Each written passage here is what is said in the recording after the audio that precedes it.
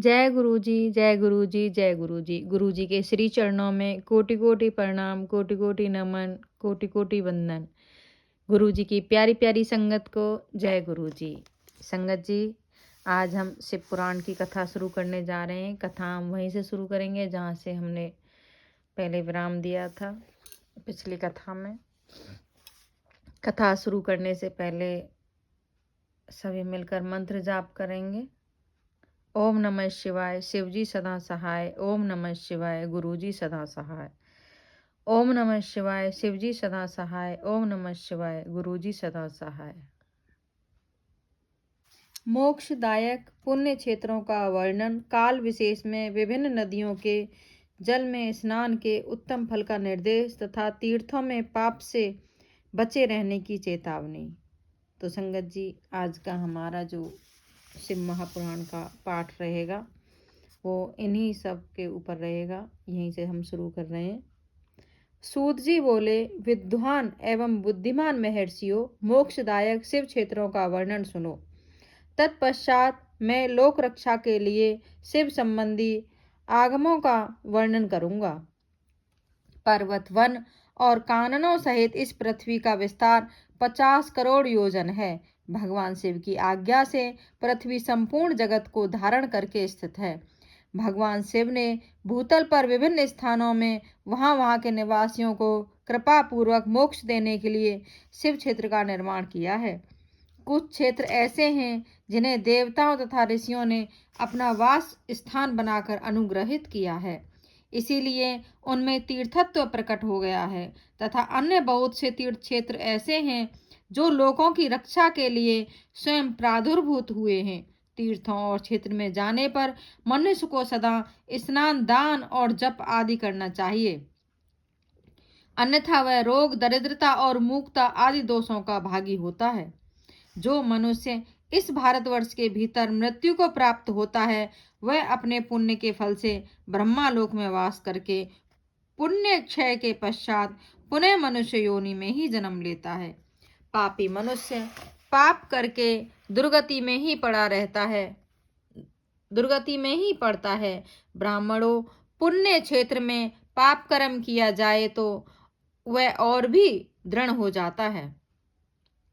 अतः पुण्य क्षेत्र में निवास करते समय सूक्ष्म से सूक्ष्म अथवा थोड़ा सा भी पाप ना करें। सिंधु और सतद्रु, सतलज नदी के तट पर बहुत से पुण्य क्षेत्र हैं। सरस्वती नदी परम पवित्र और 60 मुख वाली कही गई है, अर्थात उसकी 60 धाराएं हैं। विद्वान पुरुष सरस्वती के उन धाराओं के तट पर निवास करे तो वह क्रमशः ब्रह्मा पद को पा लेता है।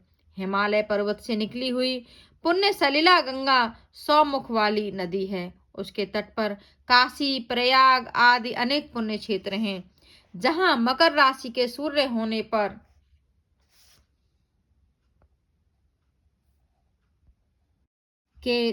होने पर गंगा की तटभूमि पहले से भी अधिक प्रशस्त एवं पुण्यदायक हो जाती है।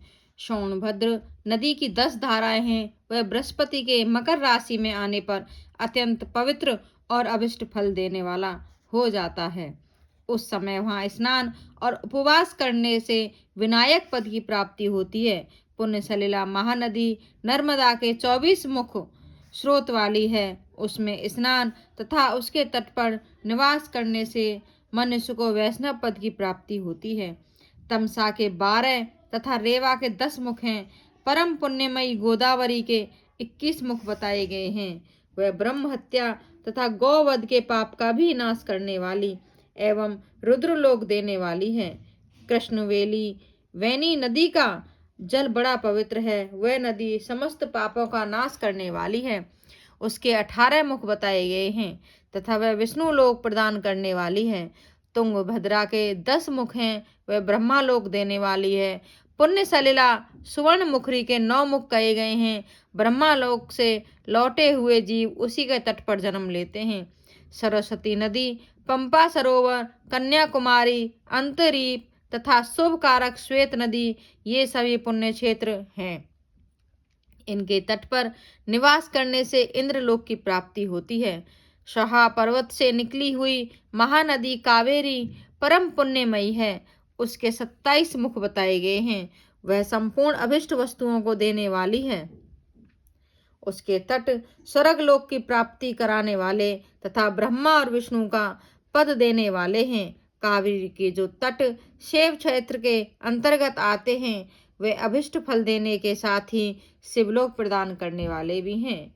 नैमिषारण्य तथा बद्रिका आश्रम में सूर्य और बृहस्पति के मेष राशि में आने पर यदि स्नान करे तो उस समय वहां किए हुए स्नान पूजन आदि को ब्रह्मलोक की प्राप्ति कराने वाला जानना चाहिए।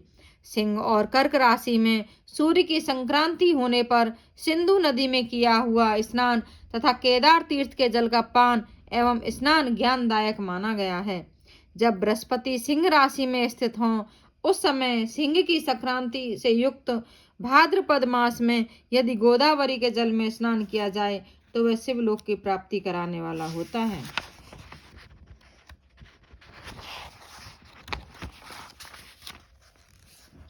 ऐसा पूर्व काल में स्वयं भगवान शिव ने कहा था। जब सूर्य और बृहस्पति कन्या राशि में स्थित हों तब यमुना और सोनभद्र में स्नान करें। वह स्नान धर्मराज तथा गणेश जी के लोक में महान भोग प्रदान कराने वाला होता है। यह महर्षियों की मान्यता है कि जब सूर्य और बृहस्पति तुला राशि में स्थित हों उस समय कावेरी नदी में स्नान करें। वह स्नान भगवान विष्णु के वचन की महिमा से संपूर्ण अभिष्ट वस्तुओं को देने वाला माना गया है। जब सूर्य और बृहस्पति वृश्चिक राशि पर आ जाएं तब मार्गशीर्ष अगहन के महीने में नर्मदा में स्नान करने से श्री विष्णु लोक की प्राप्ति हो सकती है। सूर्य और बृहस्पति के धनराशि में स्थित होने पर स्वर्णमुखी नदी में किया हुआ स्नान शिवलोक प्रदान कराने वाला होता है। जैसा कि ब्रह्मा जी का वचन है, जब सूर्य और बृहस्पति मकर राशि में स्थित हों उस समय माघ मास में गंगा जी के जल में स्नान करना चाहिए। ब्रह्मा जी का कथन है कि वह स्नान शिवलोक की प्राप्ति कराने वाला होता है। शिवलोक के पश्चात ब्रह्मा और विष्णु के स्थानों में सुख भोगने पर अंत में मनुष्य को ज्ञान की प्राप्ति हो जाती है। माघ मास में तथा सूर्य के कुंभ राशि में स्थित होने पर फागुन मास में गंगा जी के तट पर स्नान किया हुआ श्राद्ध पिंडदान अथवा तिलोदक दान पिता और नाना दोनों कुलों के पितरों को अनेकों पीढ़ियों का उद्धार कराने वाला माना गया है। सूर्य और बृहस्पति जब मीन राशि में स्थित हों तब कृष्णवेणी नदी में किए गए स्नान की ऋषियों ने प्रशंसा की है। उन महीनों में पूर्वोक्त तीर्थों में किया हुआ स्नान इंद्र पद की प्राप्ति कराने वाला होता है। विद्वान पुरुष गंगा तथा कावेरी नदी का आश्रय लेकर तीर्थवास करें। ऐसा करने से तत्काल किए हुए पाप का निश्चय ही नाश हो जाता है। रुद्रलोक प्रदान करने वाले बहुत से क्षेत्र हैं।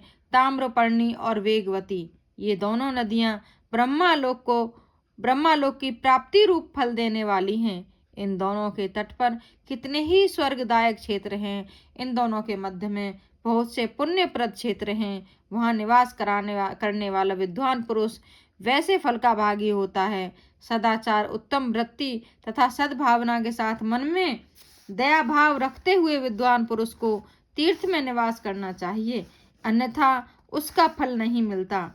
पुण्य क्षेत्र में किया हुआ थोड़ा सा पुण्य भी अनेक प्रकार से वृद्धि को प्राप्त होता है तथा वहाँ किया हुआ छोटा सा पाप भी महान हो जाता है। यदि पुण्य क्षेत्र में रहकर ही जीवन बिताने का निश्चय किया हो तो उस पुण्य संकल्प से उसका पहले का सारा पाप तत्काल नष्ट हो जाता है, क्योंकि पुण्य को ऐश्वर्यदायक कहा गया है।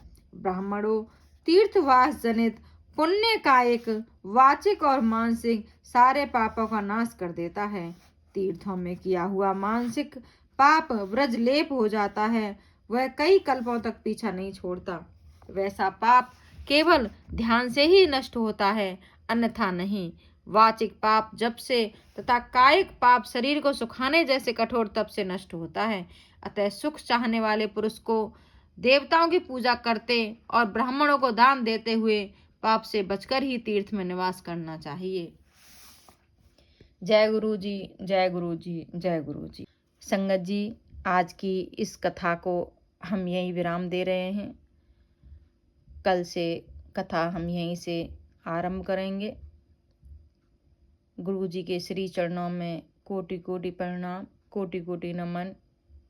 संगत जी, गुरु जी जो भी हमें आदेश देते हैं, जो भी हमें टेलीपैथी के माध्यम से हमारे पास मैसेज पहुंचते हैं, या हमें गुरु जी का एहसास होता है, वो सब गुरु जी की मर्जी से ही होता है।